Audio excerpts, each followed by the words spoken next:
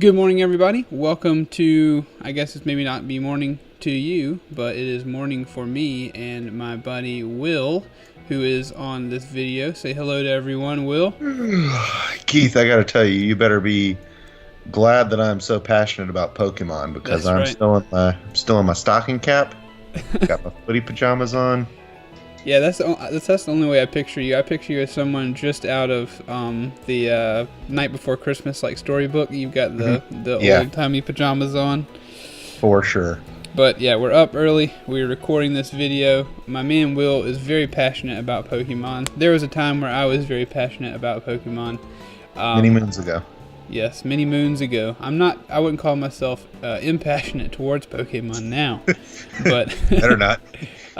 he suggested that I go through one of the Pokemon games now as an adult, and look back on them and go through and we discuss my travels through the Pokemon universe. So that's what I know we're doing. Will's going to explain it a little better to me, and I think we're going to have a pre-start discussion about Pokemon, the universe, and what we're going to be trying to do with this little series we're starting together here. Yes. Very excited about this, Keith. First, I would just like to give shout outs to Easy Allies. About 2 years ago, they did a series kind of similar to this where one of the guys had actually never played Pokemon and went back and played the original 20 years later. So, kind of in a similar concept we're doing here. But as opposed to you coming from nothing, you're coming from Right. a knowledge base 20 years ago into the year 2011. Yes. So, That's the only thing I've played. I've only played the old stuff. I played I played Blue on Game Boy Color. That's the only one that I completed. And I played uh-huh. some Pokemon things since then, but not anything as avidly as I played that. Pokemon Go, we got some memories with that, don't we, Keith? Yes, we do. We have a sketch on the Mothership channel about Pokemon Yes. Go. Yes. Still one of my favorite things I've ever done with you. Well, It's great. Yeah. I enjoyed it as well. Yeah. So Keith, your experience with Pokemon mainly harkens back to what were you saying, 1999, the year 2000, Y2K. Yeah, exactly. Wasn't afraid of the Game Boy on Y2K getting me, but yeah, whenever Pokemon Blue, I'm sure I wasn't like in line when it released or whatever, but I know it was Yeah. purchased for me and I played it. Yeah, I definitely wasn't in line either. It's weird because I'm 23 years old, and it's almost as if I came into consciousness when Pokemon was a thing. Yeah, Like it was just kind of always there for me. Like I remember one of my first memories was seeing like Gengar popsicles, and I was like, those look like some awesome popsicles. I need those. And then started watching the TV show, yeah. and people at daycare had the games, Oh yeah, I So definitely remember the TV show as well. I don't know if I mentioned that, but I was definitely a big Pokemon TV show watcher. yeah, I think I was actually into the TV show first, and then I saw someone playing the Game Boy game at daycare, who's actually still one of my best friends to this day. And I was like, wait a minute, you can have your own Pokemon in this little thing in your hands. And it Yeah. was like the first time I was like, okay, video games are really, really cool. Um, I'm still a pretty big gamer, and I would say I owe most of it to Pokemon, Yeah, if not all of it. I would have to imagine probably the same. Like if I really thought about it and went back, I would feel the same way. Because I think I had the same experience as you. Like I don't remember it being like, oh, this Pokemon game. Because it says I'm looking up on like Google right now when it came out. So 96 is or at least 96 in Japan. I think it came out in 98 here. okay. So 98. That puts you at what 4 years old? I 5 years was old? I was actually like 3.5, almost 4 when it came out. So like, I think when I first started playing, Gold and Silver were about to come out. Um, so yeah, like Gold and Silver and Red and Blue kind of run together in my mind. Yeah. Well, But I think for me, I have that separation from the I guess the first. Would you call it the first three? With like red and blue? I guess maybe red and blue, then gold, or what? Red, Blue, and Yellow. Sorry, yeah, red, blue, and yellow. Yeah. At first, I thought you were about to say the original or the first 151, and then you said the first three, and I was like, there's a few more Pokemon than that, The Keith. first three Pokemon. It took me 5 minutes to complete the game. Yeah. I'm just because I was just thinking about how old we would have been when they came Yeah. out and became available to us. Like so that really would have been right when you're becoming conscious of like I'm no longer an infant. Yeah, yeah. And it was kind of like I discovered something my parents hadn't either. It sounds silly, but it was like I'm training Pokemon on this little Game Boy. My parents, like, I would try and tell them how cool it was, and they just had no idea. Yeah. It was like I had something magical. Right. I'm sure it was probably the same, because I remember if it's with Pokemon Blue, like I remember playing it, and when you're that young, like now you look back on it, you're like, I could play Pokemon Blue with my eyes closed in one hand or whatever on a Game Boy, but back then it's like, this is the ultimate struggle of my life, is completing this video game on the Game Boy. And I remember it being such a struggle that, like, once I finally beat it, I went to my dad, and my dad apparently was either so impressed or surprised that I completed it that he got this little plastic trophy and had a little label printed on it that said, like, the date that I completed the game and stuff.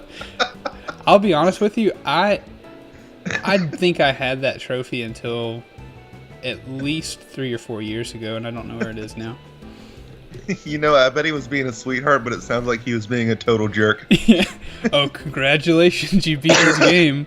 Why don't you get me a trophy for getting out of bed today? Like, yeah, he probably was funny. Not too terribly impressed. That's funny. I actually remember a similar story about just how difficult it was to beat. My friend Kevin Maccabee, who actually introduced me to the video games, I remember he always tells me that, like, it was one Christmas night that he beat Pokemon Blue, and it was like Christmas Eve night, and he made a wish on a wishbone. I never knew people actually did that, but he made a wish on the wishbone, like he broke off the big half. It was like, man, I wish I could beat Pokemon Blue. And then he beat it that night. That's so adorable. I remember the wishbones. I've wished on a wishbone before. I can't ever say it was something as glorious as Pokemon Blue and it coming true like that. And then coming true, yeah. I've been more of a wishbone believer. I might have started the Wishbone Church after that. You and me, let's do it, Keith. The Wishbone Church. I've actually been watching a lot of documentaries on Scientology lately, so I know how to make a religion. Yeah, but I was hoping that that's where it was going and not. So I'm actually a Scientologist, and that would go against my beliefs. I'm glad that's not the case. Not quite. So the next thing that I guess we should talk about maybe is the exact game that you're going to be sinking your teeth into. Certainly. Pokemon Black and White on the Nintendo DS. Have you heard of this? Have you heard of the game at all? I've heard of this. I think I generally have heard of all of the Pokemon games that have come out all the way up. I'm sure that their names and probably even the cover art of the boxes have come across my eyes and ears. But other than that, I don't know much. Okay. Black and White is probably my favorite other than Gold and Silver. Because it does something really, really unique, especially for this point in the series. Up until this point, there were 4 generations before Black and White. Black and White marks the beginning of the 5th generation of Pokemon. Okay. And the first 4 generations are all based on actual regions in Japan. So, like, Kanto is a real place in Japan. Huh. And, Black and White, the region is called Unova, or Unova. And it's a playoff of United States of America, Unova. Yeah, so it's set in America, basically. And you don't catch any old Pokemon until you beat the game. Wow. So since it's so far away from all the original regions, all the Pokemon are totally unique. That makes sense. Which was really, really cool at the time. Because it was basically like a reboot, because there's like, you can look at some of the Pokemon designs in Black and White and you'll be like, oh, that's the Machamp of this game. Or like, oh, that's their Poliwrath. Yeah. And it sounds kind of hokey when I explain it that way, but not all of them are like that. It's not like every single Pokemon has this is the Kanto version, this is the Unova version. But yeah, I really like it. And the story, probably out of any Pokemon game except maybe Sun and Moon, I would say it has the best story, like, far and away. So, yeah, looking forward to talking about that with you. Same. 2 things. Speaking on the story, I don't remember anything about, as far as, like, I feel like my mindset back in the day when I was playing them on the Game Boy, I feel like my mindset was like, Pokemon, catch the Pokemon, go to where I need to go to catch the more Pokemon, or whatever. Yeah. And then I heard you mention Poliwrath, and, like, I guess, he's the evolved version of Poliwhirl, or is it the opposite?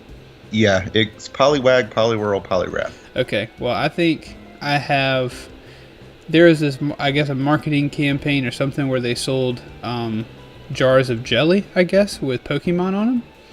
And they sold a grape jelly with Polyrath on it, and that Polyrath jar, after we finished the jelly in it at Mom's house, she removed the top, threw it away, and it became a glass that I would drink water out of, especially when I would take pills.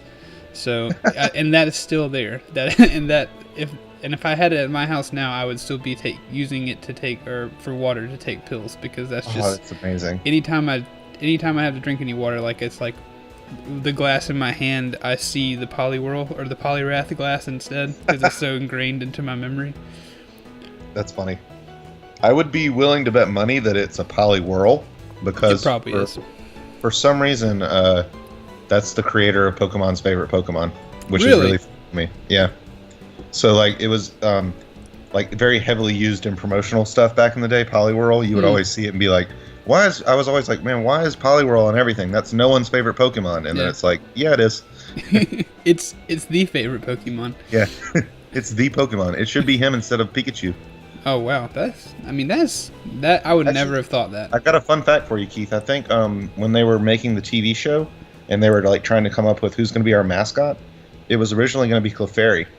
And then they thought, we need to make something a little bit more unisex that'll appeal to the boys and the girls the same. Wow. You would think it would be the opposite. You would think it would be they were going to pick Charizard, and then they were like, no, we got to make this appeal to girls too. Yeah, Let's make Pikachu. That's actually really interesting that you would mention that, because that's what I was thinking. Because I googled Pokemon Blue, and so the first thing that comes up is, at Walmart you can apparently buy it for $476. I don't know what the deal is with that. Walmart? There's just an ad for Pokemon for Blue, $476.29. Oh, you've got to follow that ad. Yeah, I'm going to click it in a second. But the Pokemon Red and Blue, there's the big Charizard on the red one. And so, yeah, that's quite an observation that you would think this, our big bad dragon Pokemon. Yeah. But maybe it won't appeal. That's really interesting. You know so much stuff. Always impressed with the Pokemon knowledge. I hope to sprinkle a little bit more nuggets in throughout the series. All right, let's see. Pokemon Blue version. I might go back and record this ad. The Pokemon Blue version, $476.29. Only one left. Arrives by March 23rd. You can guess what? If you want to add 4-year protection to it, that'll be $66, pal. If you want us to. Is this a new at Walmart? Do they still have one in the box somewhere? I don't have any idea. All it is a picture of the Game Boy box. That's kind of crazy. All right, I don't mean to derail us here. I don't have $476 just to drop on. We can do an unboxing. Yeah, that's too much of an unknown for me to drop $500 on something I don't. Well, see, it says it has 271 reviews on the ad, but when you click it, it doesn't have any reviews. This is just all kinds of shady. Yeah, that's pretty. I feel like I'm gonna get ripped off just hearing about it. Yeah, low is this. Yeah, I'm gonna have to do some investigation on that, but I'm definitely not buying it. Though I do still have my Game Boy Color. Nice. Mine's around here somewhere too. I think it's actually in this room. But I see a Game Boy Advance SP. Remember those, Keith? Those were slick. That's the wait, that's the 2-screen? No, it's not 2 screens, but it does fold. Sorry, yeah, the fold, not the 2-screen. I can remember the day I broke mine. Oh, that's so sad. Yeah, it was in a case. I remember I used to, whenever I first got mine and I would go to daycare and play Pokemon, I would set it up on the desk like it was a laptop and play with my pointer fingers. You probably look so cool. I bet I did. People probably walk by and they're like, "Why is that young boy doing expense reports at daycare?" That he's so professional. That's what I wanted you to think. Yeah. Really, I'm just catching Pokemon. Yeah. All right. Well, it seems like we got about probably 15 minutes of good material right here. Yeah, I think so. So we set the people up, set their expectations right. So as far as let's talk about, before we quit real quick, let's talk about a format. What's our format going to be like? I would like it to be this one episode, and then maybe 4 or 5 following. Like every 2 badges you get, we'll meet for a discussion of about 10 to 15 minutes. I like it. So we can kind of pace it out, and then once you have 8 badges, we'll do one more episode on like the end game, like once you go to the Elite Four and whatnot. That sounds beautiful. Folks at home, we hope that your mouth is absolutely watering with the idea of these videos coming out. We hope you Pokemon enthusiasts out there are very excited. And if we're just talking to ourselves, that's fine too, because this will be an enjoyable experience. Yep. Oh, one more thing, Keith. I would just like to say that during the course of us making this, we may very well see the announcement of the Pokemon Switch game. Ooh. So if that ever happens, the episode that news breaks, we're going to have to talk about it just a little bit. That's fine. But hey, it doesn't bother me, man. I'm just excited to have this collab going on. Yeah. For YouTube, if we're going to use some YouTube speak. Mm-hmm. Also, shout outs to Kirby Star Allies, which comes out at midnight tonight. And I don't know if you know this about me, Keith, but I do love me some Kirby.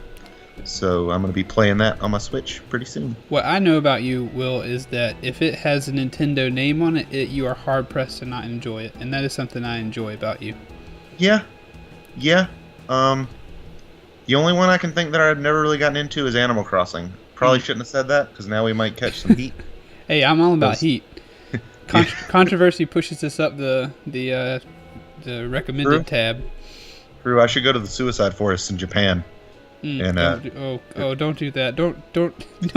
Don't mention the name that will not be spoken on my channel.